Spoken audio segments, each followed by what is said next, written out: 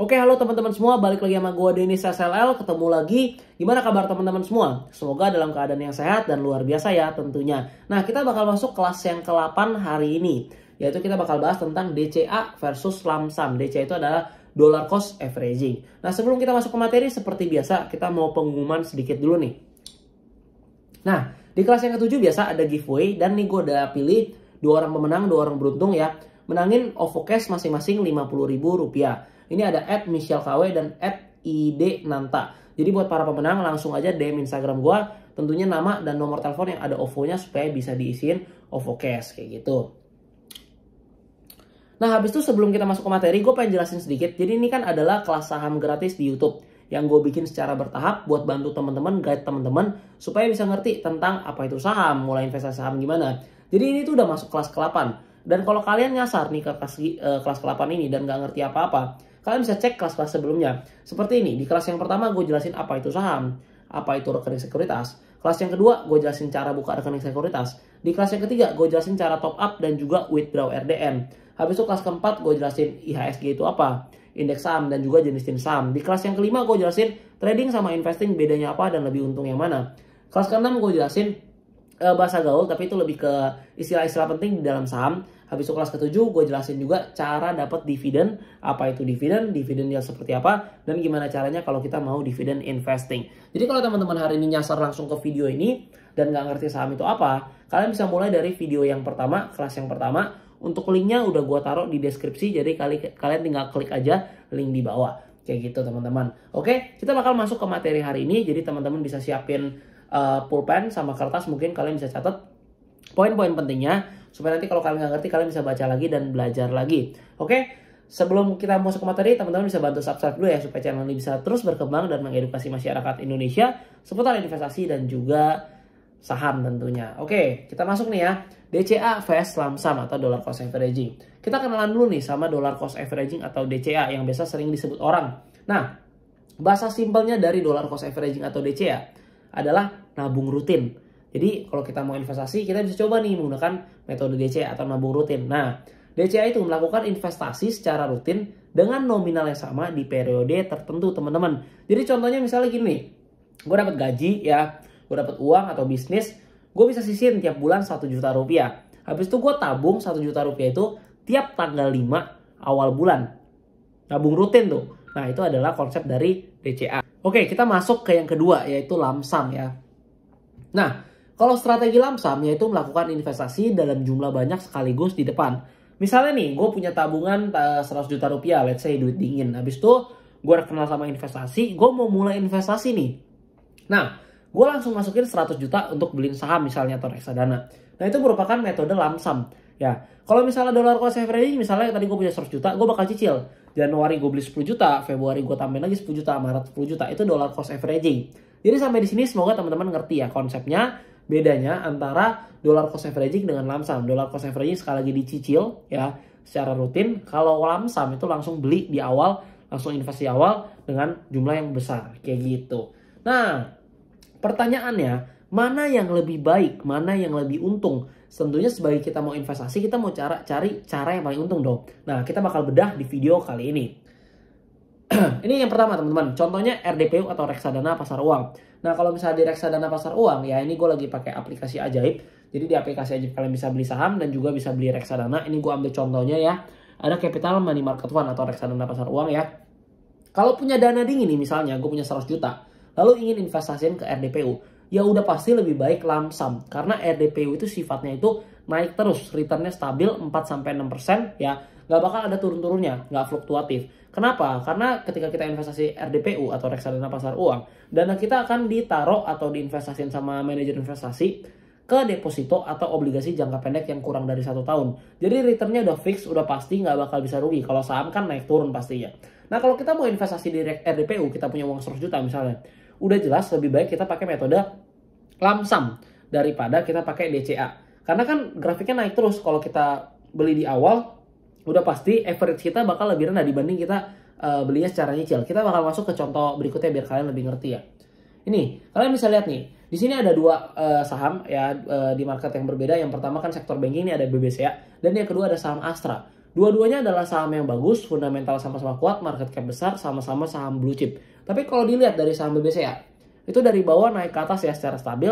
Nah kalau misalnya kita ambil di kotak kuning itu, teman-teman bisa lihat itu dari 2017 sampai hari ini. Nah kalau kita di BBCA udah jelas lebih bagus pakai metode lamsam. Kita bisa lihat ya, kita beli di bawah sampai sekarang harganya naik tinggi. Jadi kita pakai metode lamsam jauh lebih untung. Tapi coba kita lihat di saham Astra. Kalau kita beli di 2017 ya, menggunakan metode lamsam misalnya, sekarang kita mendapatkan kerugian yang cukup besar. Sedangkan kalau kita menggunakan DCA atau dollar cost averaging di saham Astra dari 2017, mungkin sekarang kita masih rugi tapi cuma sedikit.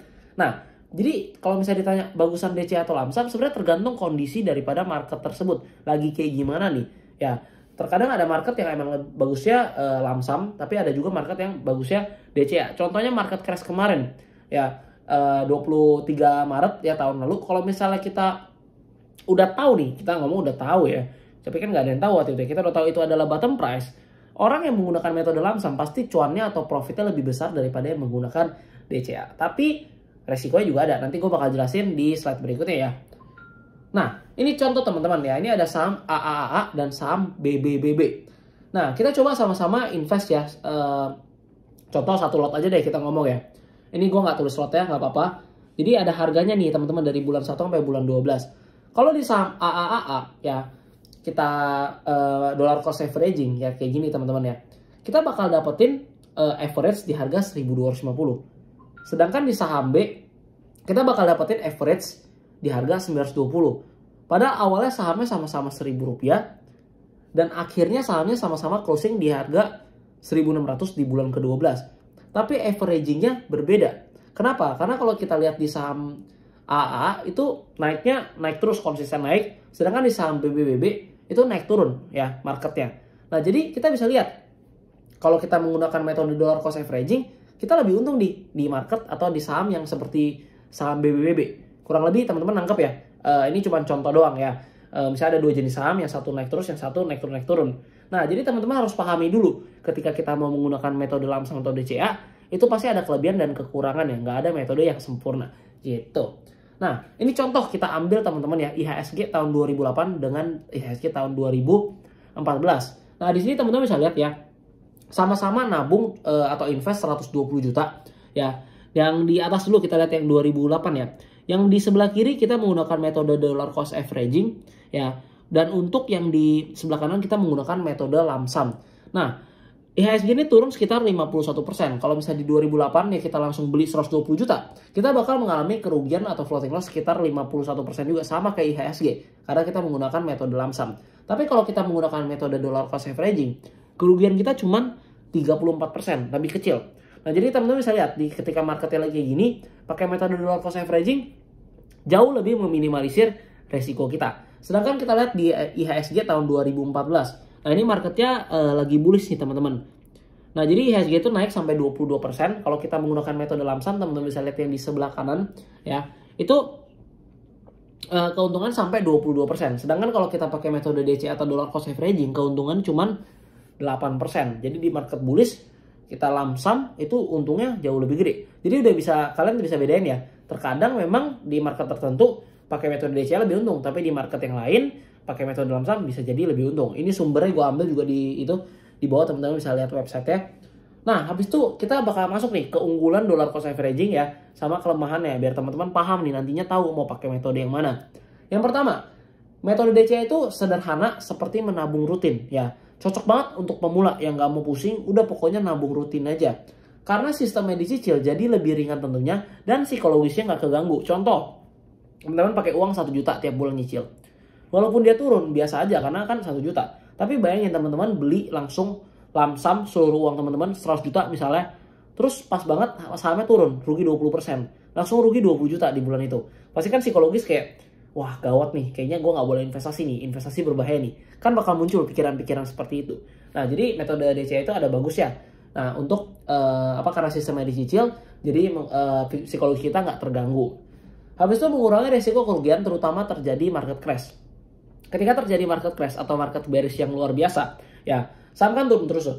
Tapi kita menggunakan metode DCA, kita tetap cicil, jadi average kita pun ke averaging down harga saham atau harga reksadananya, misalnya seperti itu. Jadi untuk untuk resiko kerugiannya di menggunakan metode DCA itu jauh lebih minim dibandingkan metode lump sum. Nah, melatih konsistensi dalam berinvestasi. Seperti yang kita tahu, investasi itu nggak cuma 1 hari, 2 hari, tapi jangka panjang, long term investing. Jadi kalau misalnya kita menggunakan metode DCA, itu melatih yang namanya konsistensi kita dalam berinvestasi. Jadi bagus menurut gua.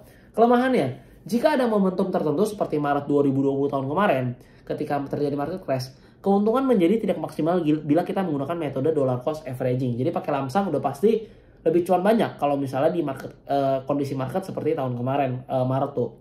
Nah, habis itu kita masuk nih, keunggulan metode lump sum. Nah, keunggulannya adalah keuntungan maksimal jika mendapatkan momentum yang tepat. Contohnya market crash tahun kemarin, kalau kita dapat momennya, kita menggunakan metode lump sum, itu bakal untungnya gila-gilaan, bisa cuan sampai ratusan %. Yang kedua, cocok untuk investor profesional yang sudah mengerti dan bisa mengikuti story capital market sehingga dapat memanfaatkan momentum dengan baik. Seperti yang kita tahu, market Indonesia, capital market Indonesia, itu tipenya adalah weak form efficient market hypothesis. Di mana saham-saham yang bagus biasanya orang pikir pasti naikkan, tapi bisa aja saham-saham yang bagus kayak contohnya ICBP, fundamental dan sebagainya macamnya. Tapi karena sektor consumer lagi lesu, dia agak diam tuh, sideways ya, atau bahkan cenderung turun, nggak naik-naik. Sedangkan saham-saham yang fundamentalnya mungkin kurang jelas ya, secara valuasi udah overvalue atau kemahalan, tapi dia malah naik terus teman-teman. Itu yang dinamakan weak form efficient market hypothesis. Nah, jadi kalau misalnya buat teman-teman yang emang udah ngerti banget di pasar saham, udah bisa ikutin story-nya, karena saham sebagus apapun tanpa story-nya itu biasanya susah untuk naik. Nah, kalau misalnya teman-teman bisa ngikutin story capital market, ya emang hobi di sana dan punya ilmunya, menggunakan metode lump sum itu menjadi suatu keunggulan. Misalnya kita beli contoh Antam waktu itu di harga 600, terus kita jual di harga 3.000, untung sampai 500%. Kita take profit, kita masukin ke bank digital, kita bisa untung sampai ratusan persen lagi. Itu adalah keunggulan dari metode lump sum. Kelemahannya, jika salah momentum atau salah sektor atau salah sahamnya, maka akan mengalami kerugian yang besar, dan kalau uangnya atau dananya habis, dana segera habis, tidak bisa averaging down, jadi itu merupakan kerugian yang cukup mengerikan. Nah, tapi tentunya untuk para profesional biasanya menggunakan metode ini. Nah, kesimpulan, untuk teman-teman yang baru mulai investasi, lebih baik menggunakan metode DCA. Selain lebih aman, metode DCA juga membantu kalian agar dapat konsisten dalam berinvestasi jangka panjang. Jadi kalau teman-teman baru mau mulai investasi, saran gue pakai metode dollar cost averaging aja. Punya gaji berapa, punya keuntungan berapa, punya profit berapa setiap bulan, sisihkan, misal contoh 2 juta, ya terus tabung aja setiap bulan. 2 juta secara konsisten selama 5-10 tahun. Nanti baru kayak teman-teman pakai lah, misalnya mau untuk beli rumah atau misalnya mau untuk biaya nikah apa segala macamnya. Jadi investasilah secara konsisten. Kayak gitu menurut gua. Nah, di sini gua kenalin aplikasi ajaib ya. Kalau teman-teman mau mulai investasi saham ataupun investasi reksadana, teman-teman bisa pakai aplikasi ajaib ya. Kalian bisa menabung ya menggunakan metode dollar cost averaging di aplikasi ini. Gua sendiri juga pakai. Ya, aplikasi ajaib ini udah under OJK, aman banget, user interface-nya bagus banget. Dan kalian bisa daftar pakai kode unik yang gue udah taruh di bawah, DENN632, supaya kalian bisa dapetin koin yang bisa ditukerin saham gratis. Jadi udah investasi lumayan lagi kan, dapat koin bisa ditukerin sama saham gratis. Kapan lagi? Cuma di ajaib. Nah, kalau kalian bingung gimana cara daftar ya, kalian bisa klik link di deskripsi, pencet kelas yang kedua, karena gue udah jelasin tutorial lengkap untuk gimana caranya daftar di aplikasi atau sekuritas ajaib gitu. Nah, kita masuk nih ke pertanyaan umum para pemula. Ya, ada 3 pertanyaan yang sering banget ditanyain ke gue. Gue bakal bantu jawab di video ini. Semoga bisa mewakili pertanyaan teman-teman juga. Yang pertama, beli saham harus tiap bulan nggak? Jawabannya adalah enggak. Karena beli saham itu ya suka-suka kita. Kita mau beli bulan ini beli, bulan depan nggak mau beli, bulan depannya lagi mau beli, itu boleh. Kita mau rutin tiap bulan beli pun boleh. Tapi kalau beli sekali nggak mau beli lagi pun nggak apa-apa. Nggak ada paksaan. Cuman biasanya kan dianjurkan konsisten dalam berinvestasi. Jadi kalau bisa tiap bulan tabung terus, investasi terus kayak gitu. Kedua, kalau cuman beli 1 lot bulan depannya harus beli lagi nggak? Ini sama nih. Apakah cuman beli 1 lot, apa harus tiap bulan konsisten 1 lot? Sebenarnya nggak ada paksaan. Teman-teman mau beli 1 lot doang, habis itu nggak mau beli lagi pun selamanya nggak masalah. Cuman ya kalau misalnya kita beli 1 lot, gimana caranya portofolio kita bisa berkembang? Gimana caranya kita bisa banyak portofolio besar, kita bisa kaya? Susah kan? Kalau 1 lot gimana? Ya kan? Ibaratnya 1 lot kita beli BCA pun 3 juta, dia naik jadi 2 kali lipat pun baru jadi 6 juta. Lebih bagus kita tabung terus konsisten setiap bulan. Jadi jangan cuma mental 1 lot. Kayak gitu menurut gua. Pertanyaan yang ketiga, kalau mau DCA 100.000 per bulan, tapi saham yang mau dibeli harganya 500.000, jadi gimana? Gue punya 2 cara ya. Yang pertama, kalian kalau misalnya mau nabung dengan jumlah yang kecil, saham yang mau kalian beli harus disesuaikan. Contohnya mau nabung 100 ribu per bulan nih, jangan beli saham BBCA. Satu lot aja udah 3 juta, mau nabung 100 ribu sebulan nggak bisa kebeli, 33 bulan baru kebeli satu lot. Nah 100 ribu kalian bisa beli contohnya pas saham-saham yang bagus, yaitu misalnya Pakuwon nih, harganya 50 ribuan satu lot, bisa beli 2 lot tuh. Jadi saham yang harganya murah belum tentu sahamnya itu nggak bagus. Ya, itu cuman harga per lembar saham yang nggak menentukan kinerja daripada perusahaannya, kayak gitu. Contohnya saham Pakuwon kan 50 ribu bisa dong beli 2 lot. Nah jadi kalian harus sesuaikan dana yang kalian mau investasikan dengan saham apa yang kalian mau beli. Yang kedua, kalau kalian tetap kekeh nggak mau beli saham kayak gitu, maunya tetap beli saham-saham misalnya Telkom yang 300 ribuan, misalnya Pegas, mau beli BBC atau apa, kalian bisa beli di reksadana saham. Karena kalau kalian beli reksadana saham, ya itu minimalnya kayak biasa 10 ribu, 100 ribu udah bisa beli. Nah nanti dananya dikelola sama manajer investasi, dibeliin saham-saham yang kalian bisa lihat tuh di portofolionya dibeliin saham apa aja, dan biasanya udah terdiversifikasi. Jadi si manajer investasi biasanya nggak beli cuma satu saham, tapi dibeli beberapa saham. Jadi itu ya, ada dua pilihan. Yang pertama, sesuaikan dengan dana yang kalian mau investasikan dengan saham yang sesuai dengan dana kalian. Yang kedua adalah kalian bisa coba investasi di reksadana saham, kayak gitu. Nah, ini ada quiz dan giveaway nih kali ini. Biasa 2 orang ya menangin hadiah 100 ribu RDN untuk 2 orang pemenang. Caranya gampang banget. Kalian komen di bawah ya. Kalian jelasin kesimpulan metode DCA dan lamsam menggunakan bahasa kalian sendiri. Tentunya yang mudah dimengerti ya, jangan yang sulit-sulit. Habis itu setelah kalian jelasin kesimpulan metode DCA dan lamsam, jangan lupa tulis username IG biar gue tahu kalau misalnya lu menang gue bisa DM lu.